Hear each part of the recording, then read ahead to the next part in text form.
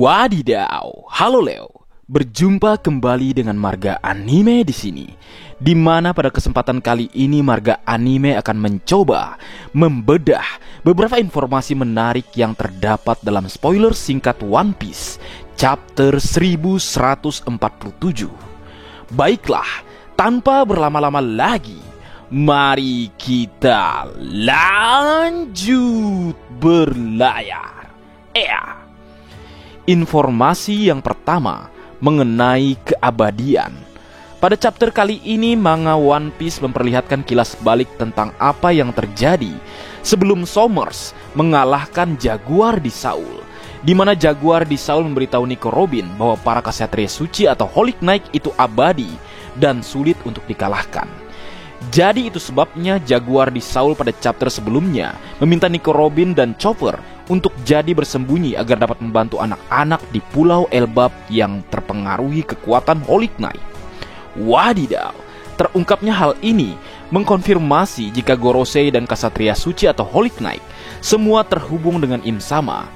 Berdasarkan perkataan Saul, keabadian yang dimiliki oleh Ksatria Suci atau Holy Knight adalah kemampuan regenerasi yang membuat mereka tidak dapat terluka, seperti yang terjadi pada Gunko pada chapter sebelumnya. Ini jelas kenapa Holy Knight sangat sulit dikalahkan. Selain kekuatan mereka yang terhubung dengan Im Sama, kekuatan buah iblis mereka juga sangat berbahaya. Dari pandangan Marga Anime, melihat betapa kuatnya Ksatria Suci atau Holy Knight, tidak mengherankan jika Monkey D. Dragon lebih menganggap ancaman Ksatria Suci atau Holy Knight lebih besar dibandingkan Angkatan Laut beserta para admiral. Jadi melihat kemampuan Holy Knight, Marga Anime yakin pada pertarungan nanti kita mungkin akan melihat kelemahan dari Holy Knight.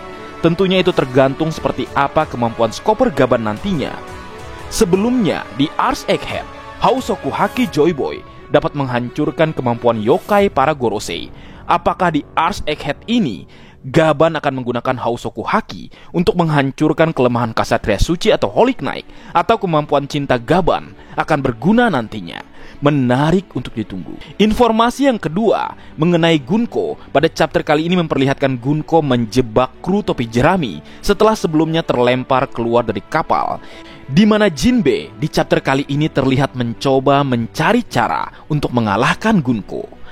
Lalu dalam keadaan terjebak, Gunko menyadari identitas dari Soul King Brook, di mana Gunko menginjak Brook dan memaksanya menjadi budak musiknya. Tetapi Brook menolak karena dia telah bersumpah setia kepada kapten tercinta kita, Monkey D. Luffy, Yonko Mugiwara. Wadidaw, Gunko akhirnya menyadari jika Soul King Brook adalah idola dirinya. Tapi sayang, cara Gunko memperlakukan Brook sangat keterlaluan. Namun tekad dan kesetiaan Brook di chapter kali ini sangat luar biasa, bahwa dia dengan tegas bersumpah setia kepada kapten tercinta kita, Monkey D. Luffy. Kemudian di chapter kali ini jelas bahwa Gunko benar-benar mengalahkan 4 kru dari seorang Yonko, termasuk Jinbe sebagai seorang mantan Shichibukai. Marga Anime menilai ini adalah prestasi yang luar biasa bagi Gunko karena mampu menghadapi 4 musuh sekaligus. Serta di chapter kali ini Jinbe tampaknya juga tidak akan diam setelah dipermalukan, yang itu berartinya Jinbe sang ksatria lautan akan memiliki cara agar terlepas dari jebakan dan mengalahkan Gunko nantinya. Menarik untuk ditunggu.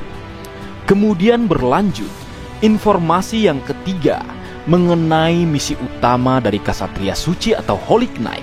Pada chapter 1147 memperlihatkan Sommers mengumumkan kepada seluruh wilayah Elbap bahwa sekarang mereka memiliki 10 anak, termasuk anak Gaban, sebagai sandera, di mana Sommers menyebutkan untuk membebaskan mereka, bangsa Elbap harus menghancurkan sekolah dan perpustakaan Elbap, serta bersumpah setia kepada pemerintah dunia.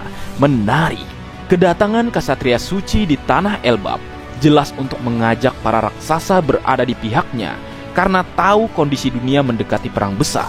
Langkah ini tentunya telah dilakukan pemerintah dunia sebelumnya.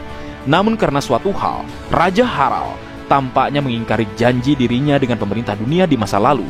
Itu sebabnya Sommers sangat marah kepada Raja Harald setelah melihat Elbap tidak sesuai seperti perjanjian mereka dulunya.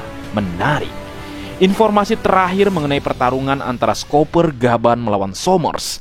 Pada chapter 1147, hal yang kita tunggu-tunggu selama ini akhirnya akan terwujud pada chapter selanjutnya, di mana pada halaman terakhir memperlihatkan kedatangan Skopper Gaban di tempat Somers berada, di mana Skopper Gaban beserta Nico Robin bersumpah untuk tidak akan membiarkan keinginan Somers terwujud, dan mereka siap maju ke medan pertempuran.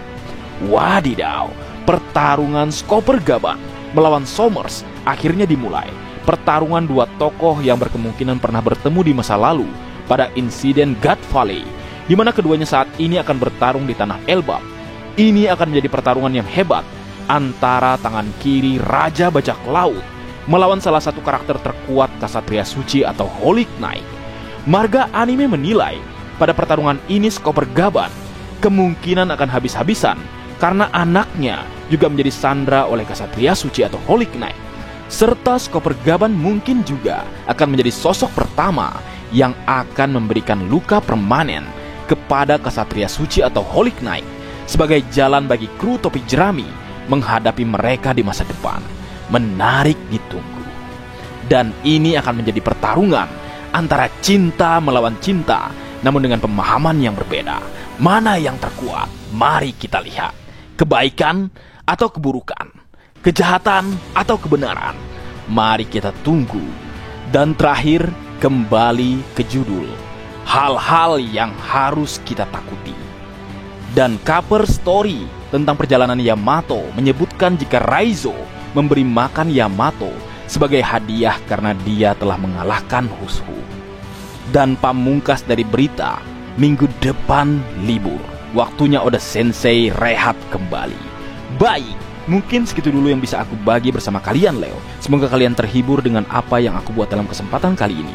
Terakhir, jika ada kesalahan dalam pengucapan atau hal yang menurut kalian kurang pas atau kurang tepat, Marga Anime memohon maaf yang sebesar-besarnya. Sekian.